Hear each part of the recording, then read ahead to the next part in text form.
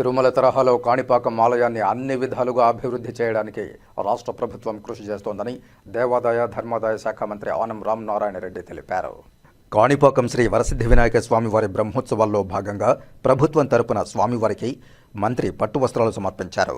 అనంతరం 4 కోట్ల రూపాయలతో నిర్మాణం గావించిన అన్నప్రసాదం నూతన భవనాన్ని ఆయన ప్రారంభించారు. భక్తులతో పాటు కూర్చుని భోజనం చేశారు. ఈ సందర్భంగా ఏర్పాటు చేసిన మీడియా సమావేశంలో మంత్రి ఆనం రామనారాయణ రెడ్డి మాట్లాడుతూ కాణిపాకం ఆలయ అభివృద్ధిలో భాగంగా రానున్న వార్షిక బ్రహ్మోత్సవాలకు కాణిపాకంలో వేద పాఠశాలను ప్రారంభించడం జరుగుతుందన్నారు.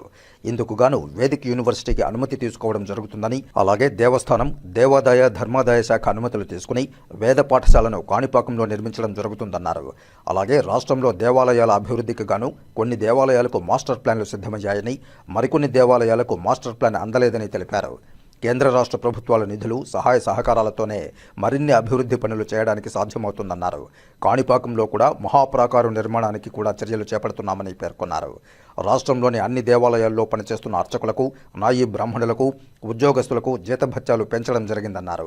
త్వరలోనే అన్ని దేవాలయాల్లో ఖాళీగా ఉన్న ఉద్యోగాలను భర్తీ చేస్తామని తెలిపారు. ఈ మీడియా సమావేశంలో పూతలపట్టు శాసనసభ్యులు Muralimohan, Chittoor MLA Gurajala Jaganmohan, endowment commissioner Ramachandramohan, Kanipakam ఆలయ ఈవో పెంచల కిషోర్ తదితరులు పాల్గొన్నారు. ఆలయాలకు సంబంధించినటువంటి కార్యక్రమాల్లో అన్నప్రసాద వితరణ ఏ విధంగా జరుగుతుంది, అన్నప్రసాదం యొక్క పరిణితి ఎలా ఉన్నది, దాని యొక్క ప్రమాణాలు ఎలా నిర్వహిస్తున్నారు అనే దానిలో భక్తుల వద్ద నుంచే ప్రతిరోజు దానిలో మేము సర్వే టీమ్స్ని పెట్టి సర్వేల్లో తీసుకోవడం జరుగుతుంది. ఒక్కొక్కటిగా అన్ని ప్రక్షాళన అవుతూ ఉన్నాయి. ఇవాళ ప్రతి ఆలయంలో అన్నప్రసాద వితరణ అనేటువంటిది అన్ని ఆలయాల్లో కూడా జరగాలి. దాంట్లో ప్రమాణ పరిస్థితులను మెరుగుపరుచుకోవాలన్నది ఇవాళ ప్రభుత్వం యొక్క ఆలోచన. అంతేకాదు, అర్చకులకి గతంలో 10,000 రూపాయల పారితోషికం ఉంటే ఈ ప్రభుత్వం వచ్చిన తర్వాత 15,000 రూపాయలకి పెంచడం జరిగింది. ధూపదీప నైవేద్యాలకి గతంలో 5,000 రూపాయలు ఇస్తుంటే ఇప్పుడు 10,000 రూపాయలను చేసి దాదాపుగా 5,250 ఆలయాలకి ధూపదీప నైవేద్యాలను ప్రతి నెల 1వ తారీఖు వచ్చేటప్పటికి వాళ్ళ బ్యాంక్ అకౌంట్లకు పంపిస్తూ ఉన్నారు. నాయీ బ్రాహ్మణుల యొక్క వాళ్ళ ఆదాయాన్ని పెంచడానికి కూడా గతంలో లేనటువంటి విధంగా ఇవాళ 25,000 రూపాయలు ప్రతి మాసం వాళ్ళకి పారితోషికం వచ్చే విధంగా ఏర్పాటు చేయడం జరిగింది.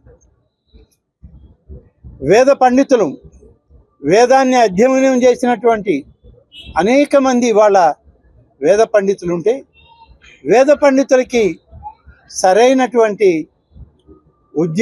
ఉద్యోగాలు, వారికి నిరంతరం ఉపాధి అవకాశాలు లేక, వేదం చదవడం వల్ల మాకు ఎటువంటి ఉపాధి అవకాశాలు లేవు, ఉద్యోగ అవకాశాలు తక్కువగా ఉన్నాయి, మేము ఎందుకు వేదం చదవాలి అనేటువంటి పరిస్థితి వచ్చింది. హిందూ సాంప్రదాయం ప్రకారం మన జీవితంలో వేదం అనేటువంటిది ఒక భాగం. ఇవాళ అటువంటి వేదమే నేర్చుకునే వాళ్ళు కూడా నేర్చుకోకుండా వెనక్కి వెళ్ళే పరిస్థితులు వాళ్ళ ఈ దేశంలో, ఈ రాష్ట్రంలో ఉన్నాయి.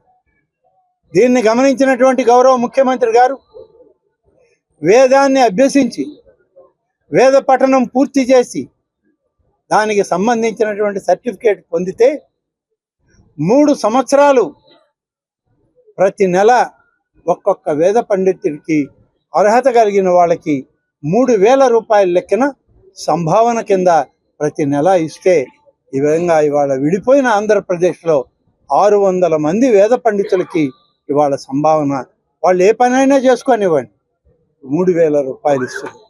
భవిష్యత్తులో మంచి ఆలయాలకి వాళ్ళు వేద పండితులు కావాలి, అర్చకులు కావాలి, అలాగే పూజాది కార్యక్రమాల్లో పరిచారికలు కావాలి అనేటువంటిది ఇవాళ అవసరం ఉంది.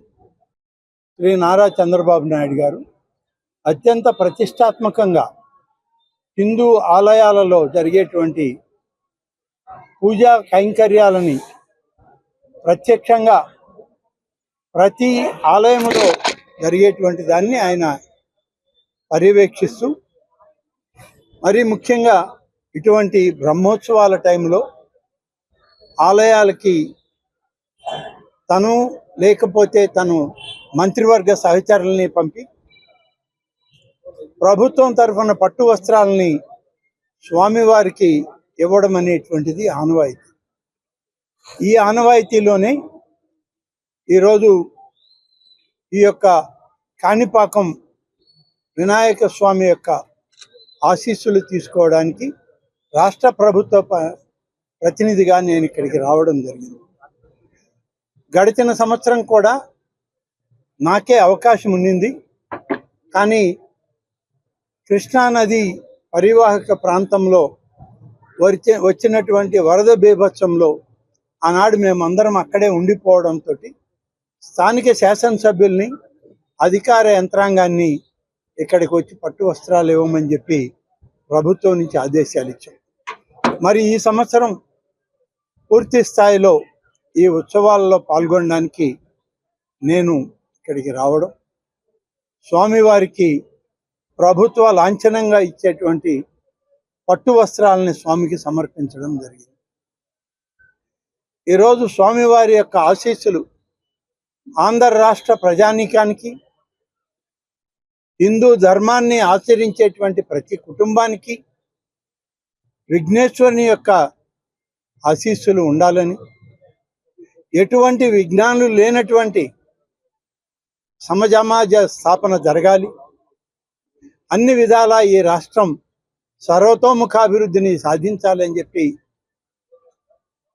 ఆ యొక్క వినాయక స్వామి వారిని అందరం కలిసి వేడుకోవడం జరిగింది. వచ్చినటువంటి సందర్భంలో స్వామివారి ఆశీస్సులతోటి ఈరోజు ఇక్కడ నిర్మాణం చేసినటువంటి ఈ యొక్క అన్నప్రసాద ఈ యొక్క హాల్ని దాదాపు 4 కోట్ల రూపాయలతో ఇప్పటికే దాన్ని అభివృద్ధి చేయడం జరిగింది. గతంలో ఈ అన్నప్రసాదం జరిగేటువంటి ఈ ప్రాంతంలో కేవలం రోజుకి 2500 మాత్రమే ఇందులో ఈ యొక్క అన్నప్రసాద వితరణ జరిగేది.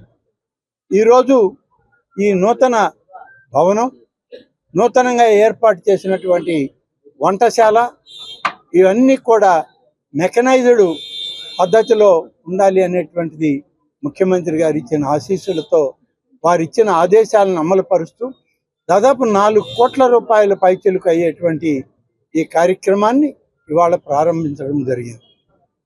ఇదే కాదు, చిత్తూరు జిల్లాలో ముఖ్యమంత్రి గారి ఆదేశాలతో అనేక ఆలయాలకి రాష్ట్ర ప్రభుత్వం, కేంద్ర ప్రభుత్వం, దేవాదాయ శాఖ, అనేక మంది సంస్థలు కూడా, వాలంటరీ ఆర్గనైజేషన్స్ కూడా ముందుకొచ్చి ఆలయాల పునర్నిర్మాణ కార్యక్రమంలో పాల్గొంటున్నారు.